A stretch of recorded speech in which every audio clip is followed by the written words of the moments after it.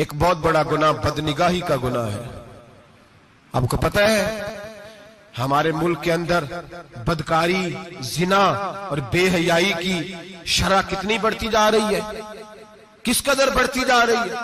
وہ لوگ جو نکاح کر لیتے ہیں وہ بھی اپنی نگاہوں کو، میں اکثر کہتا ہوں، حضور نے فرمایا نکاح آدھا ایمان ہے، جس نے نکاح کر لیا اس کا ایمان مکمل ہو گیا۔ تو جو نکاح کے بعد بھی باز نہ آیا، میں اس کو بے ایمان نہیں کہتا، لیکن نبی پاک نے فرمایا جو نکاح کر لے اس کا ایمان، بولیے ایمان محفوظ ہو گیا، اس کا ایمان، سارے بولیے ایمان، اور جو پھر بھی باز نہ آئے، حضور کہہ رہے ایمان مکمل ہو گیا، اور جو نہ باز آیا کیا فتویٰ دیا جائے حدیث کی روشنی میں۔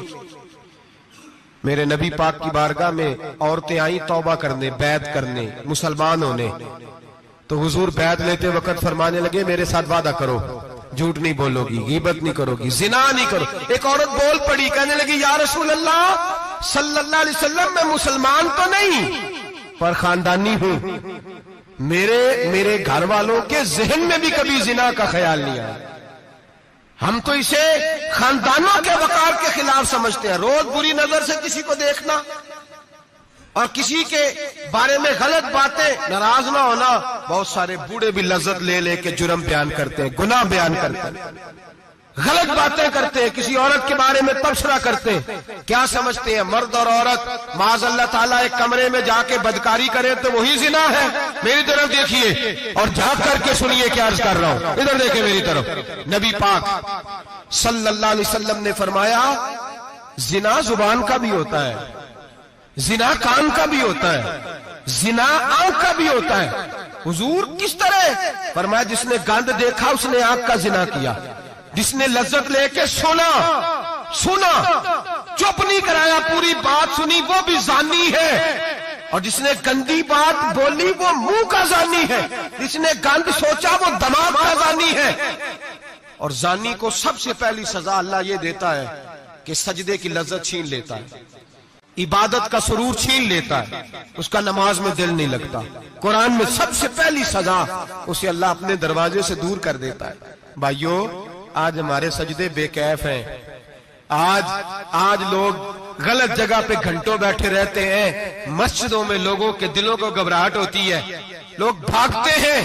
میرے نبی پاک نے فرمایا تو نظر کو پاک کر لے، اللہ تیری عبادت میں لذت پیدا فرما دے گا۔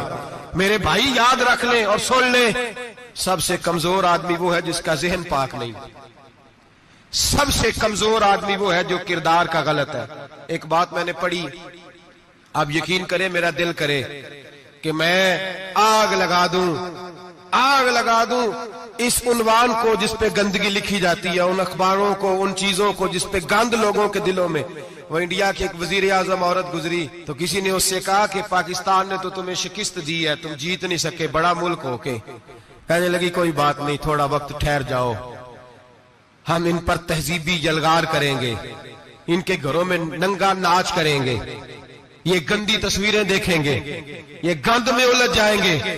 اور جو قوم گند میں الجھ جایا کرتی ہے وہ پھر کسی سے لڑنے کی طاقت نہیں رکھتی، اس کے اندر ڈٹ جانے کی ہمت نہیں ہوتی، اس کی غیرت کے جنازے نکل جاتے، دل کرتا ہے جل جائے وہ جل جائے جہاں سے برائی پھیلتی، تباہ ہو جائے وہ علاقے جہاں سے گند ہوتا ہے۔ لوگ گند کی کمائی کھاتے ہیں، گند کی، ایکٹروں کے ساتھ کھڑے ہو کے فوٹویں کھچاتے ہیں اور گناہ پہ فخر کرتے ہیں، اور گندے لوگ کہتے ہیں اللہ کا فضل ہے ہم گند پھیلا رہے ہیں، ثم معاذ اللہ۔ لوگ گناہ پہ فخر کرتے ہیں چوکوں چوراہوں میں۔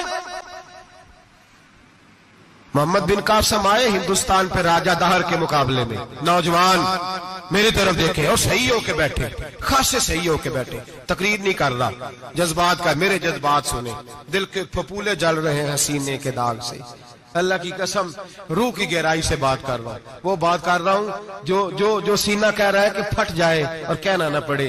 قرآن و حدیث پڑھتے ہیں اور پھر اپنا حال دیکھتے ہیں تو لگتا یہ ہے کہ عذاب قریب آ گیا ہے، لگتا ہے زمین پھٹنے والی ہے، آسمان گرنے والا، لگتا ہے قریب آ گیا ہے سارا کچھ۔ سمجھے کیا عرض کر، یہ بات اگر آپ سمجھ گئے تو قیمت وصول ہو گئی، اس کو سمجھ گئے تو سمجھ لیں آپ کے مزاج کے اندر اللہ نے تبدیلی پیدا کر دی۔ محمد بن قاسم 18 سال کا جوان، ایک عورت کی عزت پر راجہ دہر ہندو نے حملہ کیا، محمد بن قاسم بچانے آئے، جب ہندوستان آئے فوج تھوڑی تھی، علاقہ تھوڑا تھا، راجہ دہر کی فوج بہت زیادہ، اور پھر اپنا عرب چھوڑ کے یہاں آ کے ہندوستان میں اس کے علاقے میں اس پہ حملہ کرنا، حالات خراب تھے۔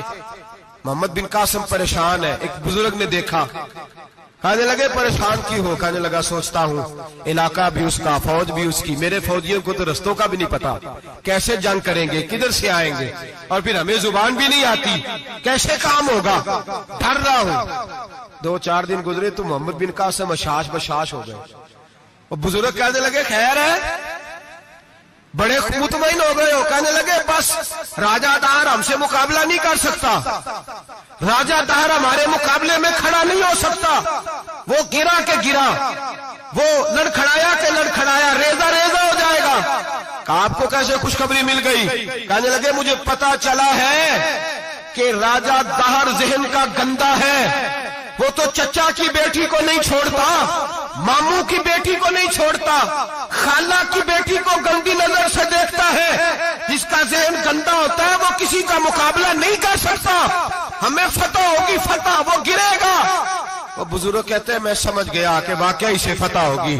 آج کشمیر کیوں آزاد نہیں ہو رہا؟